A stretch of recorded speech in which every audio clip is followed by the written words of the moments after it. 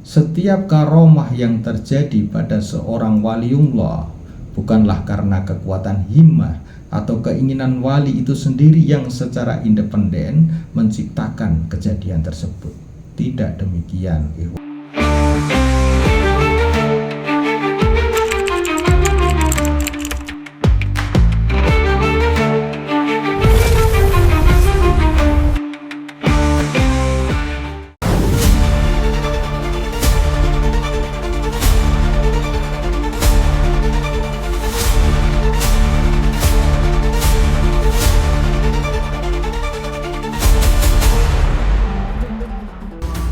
Assalamualaikum warahmatullahi wabarakatuh. Ihwafillah yang dirahmati Allah. Dalam perjalanan hidup ini, kita seringkali dihadapkan pada pertanyaan-pertanyaan mendalam tentang seputar takdir, kemudian usaha dan kehendak. Kita merancang, berusaha sekuat tenaga, namun terkadang hasil yang datang tidak sesuai dengan apa yang kita harapkan. Mengapa demikian? Adakah batasan bagi setiap keinginan dan upaya yang kita lakukan? Malam ini atau kapanpun antum menyaksikan video ini, mari kita selami samudra hikmah dari seorang ulama besar, yaitu Imam Ibnu Athaillah As-Sakandari, melalui salah satu mutiara kata beliau yang terdapat di dalam kitab yang cukup terkenal, yaitu kitab Al-Hikam. Sebuah kalimat yang mungkin akan mengubah cara pandang kita tentang kekuatan kehendak dan kekuasaan takdir. Hikmah itu berbunyi, sawabikul himami la tahriku aswarul abadar. Artinya, kekuatan himmah-himmah tidak akan mampu mengoyak tirai qadar. Sebuah pernyataan yang singkat, namun mengandung kedalaman makna yang tak terhingga. Mari kita bedah satu persatu agar cahaya hikmah ini menerangi hati kita dan pikiran kita semua. Untuk memahami hikmah ini, pertama-tama kita harus memahami apa itu himmah. Dalam konteks Al-Hikam, sebagaimana sudah kita bahas dalam pasal kedua, himmah bukanlah sekedar keinginan biasa. Ia adalah sebuah tarikan ke atas, sebuah keinginan yang luhur menuju Allah. Ia adalah lawan kata dari syahwat, yaitu keinginan-keinginan duniawi yang cenderung menarik kita ke bawah pada hal-hal yang fana. Himmah ini merupakan energi spiritual, sebuah fokus jiwa yang terarah pada tujuan tertinggi, yaitu mendekatkan diri kita kepada Allah, meraih keridhoannya dan mencapai ma'rifat. Bayangkan, ia seperti panah yang dilepaskan dari busur hati dan melesat lurus menuju sasaran ilahi. Ia adalah semangat membara seorang salik atau penempuh jalan spiritual untuk membersihkan hati, menyucikan jiwa, dan mencapai derajat kedekatan dengan Sang Pencipta. Seberapakah kuat himmah antum untuk beribadah? Seberapa besar himmah antum untuk meninggalkan dosa? Seberapa tulus himmah antum untuk meraih cintanya? Himmah adalah barometer kesungguhan kita dalam perjalanan menuju Allah. Ihwafillah rahimakumullah. Oke, sekarang mari kita memahami arti kata qadar yang merupakan tirai takdir yang membentang. Kita beralih pada kata kunci kedua, yaitu qadar atau takdir. Ini adalah konsep yang seringkali disalahpahami, bahkan terkadang menjadi alasan bagi kemalasan atau keputusasaan. Namun dalam pandangan tasawuf, qadar adalah manifestasi sempurna dari ilmu dan kehendak Allah yang maha mutlak. Qadar adalah ketetapan Allah yang telah tertulis sejak azali, sebelum segala sesuatu ada. Ia adalah cetak biru alam semesta, skenario agung kehidupan yang meliputi setiap detik, setiap tarikan nafas, setiap peristiwa, baik yang besar maupun yang kecil, dari kelahiran hingga kematian, dari kebahagiaan hingga kesedihan, dari kesuksesan hingga kegagalan. Semuanya berada dalam genggaman qadar ilahi. Tirai qadar ini, iwafilah, adalah aswar atau tembok yang kokoh. Ia adalah batasan yang tidak dapat ditembus oleh kekuatan apapun kecuali atas izin Allah. Ini bukan berarti kita pasrah tanpa usaha. Justru usaha kita, himmah kita itu sendiri adalah bagian dari qadar. Namun hasil dari usaha kita, porsi yang akan kita dapatkan, dan waktu pencapaiannya, semuanya telah ditentukan oleh Allah Subhanahu wa Ta'ala. Oke, sekarang kita masuk ke inti hikmah, yaitu bahwa himmah tidak mampu mengoyak tirai qadar.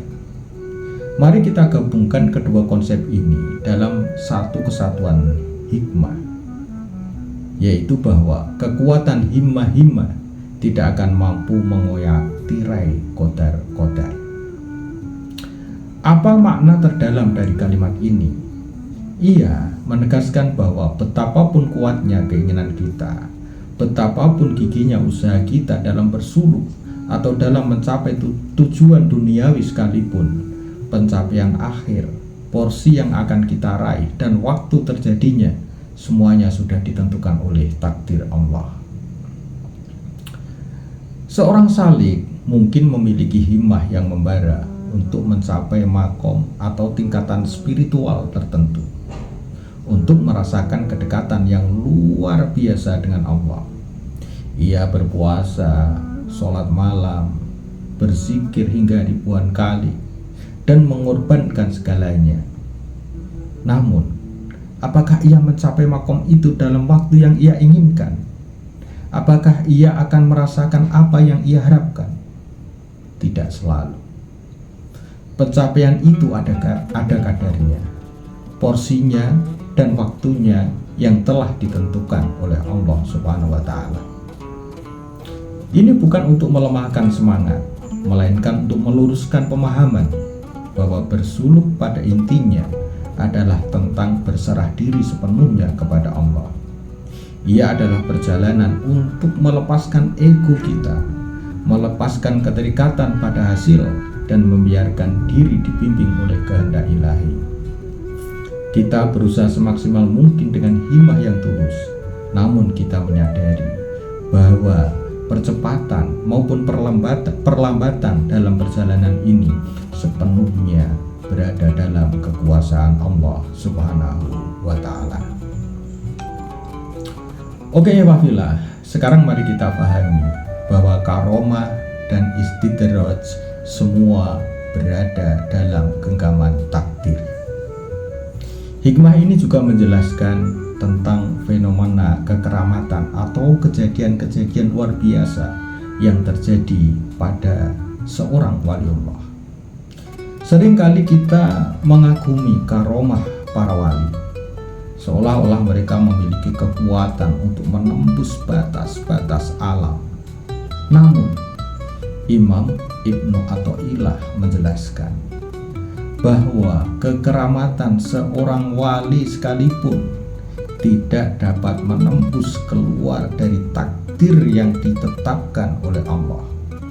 Artinya, setiap karomah yang terjadi pada seorang waliullah bukanlah karena kekuatan himmah atau keinginan wali itu sendiri yang secara independen menciptakan kejadian tersebut. Tidak demikian, ikhwafillah. Melainkan karomah itu terjadi semata-mata dengan takdir dan izin Allah. Allah lah yang telah mengizinkan takdir itu terwujud melalui tangan para walinya, sebagai bentuk kemuliaan bagi wali tersebut dan sebagai tanda kekuasaan Allah Subhanahu wa Ta'ala. Berbeda dengan karomah, ada pula yang disebut sebagai istidraj. Ini adalah kejadian luar biasa yang diberikan kepada orang-orang fasik, orang-orang pendosa, orang-orang yang jauh dari Allah, namun mereka diberi kemudahan dan kenikmatan duniawi yang melimpah. Ini bukanlah tanda kemuliaan, melainkan penghinaan dari Allah Subhanahu wa Ta'ala, sebuah penundaan azab yang justru menjerumuskan mereka lebih dalam ke dalam kesesatan. Istidraj juga bagian dari takdir Allah, sebuah ujian atau hukuman yang tersembunyi. Baik karomah maupun istidraj, keduanya adalah manifestasi dari takdir Allah. Tidak ada yang bisa melampaui atau mengubahnya. Iwafillah rahimakumullah. Sekarang kita sampai kepada tentang ketenangan hati. Bagaimana kita mendapatkan ketenangan hati dalam menghadapi qadar. Hikmah ini, sawabikul himamu la tahliku aswarul aqdar, sesungguhnya adalah taklil atau sebab dari hikmah sebelumnya, yaitu iradatuka tajri. Keinginanmu untuk melepaskan diri dari segala sesuatu adalah bukti dari adanya keinginan Allah untuk menjadikanmu sebagai orang yang terbebas dari segala sesuatu. Seolah-olah Imam Ibnu Athaillah berkata, "Wahai muridku, keinginan atau himmahmu pada sesuatu itu tidak ada gunanya jika tidak ada dan tidak bersamaan dengan takdir yang ditetapkan oleh Allah." Jadi hikmah ini mengandung arti menenteramkan hati seorang murid dari keinginannya yang sangat kuat. Ia mengajarkan kepada kita untuk tidak terlalu terpaku pada hasil, tidak terlalu risau jika keinginan kita belum tercapai, dan tidak terlalu sombong jika berhasil. Karena keberhasilan itu bukan semata-mata karena himmah kita, melainkan takdir Allah yang menyertainya. Ini adalah sebuah pembebasan dari beban ekspektasi yang berlebihan, pembebasan dari kekecewaan yang mendalam, dan pembebasan dari kesombongan saat mencapai sesuatu. Kita diajak untuk fokus pada proses, pada kesungguhan himmah kita, dan menyerahkan sepenuhnya hasil kepada Allah Subhanahu wa Ta'ala. Ikhwanillah rahimakumullah. Kebenaran hikmah ini diperkuat oleh firman Allah Subhanahu wa Ta'ala yang terdapat di dalam Al-Quran, yaitu di dalam surat At-Takwir ayat 29. Di sana Allah Subhanahu wa Ta'ala berfirman, "Wa ma tasyauna illa ayyasha Allahu rabbul alamin." Dan tidaklah kamu berkehendak kecuali apa yang dikehendaki Allah, Tuhan yang maha mengatur alam semesta. Iwafillah rahimakumullah. Ayat ini dengan jelas menyatakan bahwa kehendak manusia adalah bagian dari kehendak Allah. Kita tidak bisa berkehendak secara mutlak di luar kehendak Allah. Kehendak kita adalah kehendak yang terbatas, yang selalu tunduk pada apa yang dikehendaki oleh Allah yang maha luas. Kemudian di dalam ayat yang lain Allah Subhanahu wa Ta'ala juga mengingatkan kepada kita, "Wa ma tasya'una illa ayyasha Allahu innallaha kana aliman hakima." Dan tidaklah kamu menghendaki kecuali apa yang dikehendaki oleh Allah. Sungguh Allah maha mengetahui lagi maha bijaksana. Demikian tersebut di dalam surat Al-Insan ayat 30. Ayat ini kembali menegaskan bahwa setiap keinginan kita, setiap himmah kita hanya akan terwujud jika selaras dengan kehendak Allah. Dan di balik setiap kehendaknya ada ilmu yang maha luas dan hikmah yang maha sempurna. Allah mengetahui apa yang terbaik bagi kita, bahkan jika itu tidak sesuai dengan keinginan kita sekalipun. Iwafillah rahimakumullah. Hikmah ini mengajak kita semua pada sebuah pemahaman yang mendalam tentang tauhid, tentang keesaan Allah dalam segala aspek, termasuk dalam kekuasaannya atas takdir. Ia bukan untuk membuat kita pasrah tanpa usaha, melainkan untuk menanamkan keyakinan bahwa setiap usaha yang kita lakukan dengan himmah yang tulus adalah bagian dari ibadah, dan hasilnya sepenuhnya kita serahkan kepada Allah Subhanahu wa Ta'ala. Ikhwah yang dimuliakan Allah, mari kita terus berusaha dengan himmah yang kuat dalam kebaikan, dalam mendekatkan diri kita kepada Allah, namun dengan hati yang lapang dan ikhlas menerima apapun yang menjadi ketetapannya.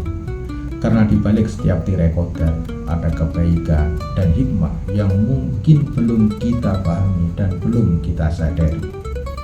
Semoga hikmah ini menjadikan hati kita lebih tenang, langkah kita lebih mantap, dan tawakal kita semakin kuat. Terima kasih sudah menonton video ini.